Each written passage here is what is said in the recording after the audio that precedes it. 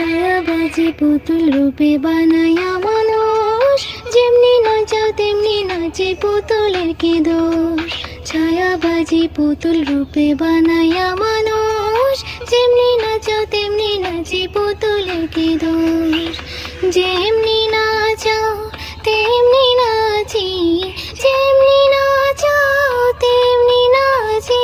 তুমি খাওয়াইলে আমি খাই, আল্লাহ তুমি খাওয়াইলে আমি খাই। যে দুনিয়া কিসের লাগিয়া এত যত্নে গড়াইয়াছেন সাই, এই যে দুনিয়া।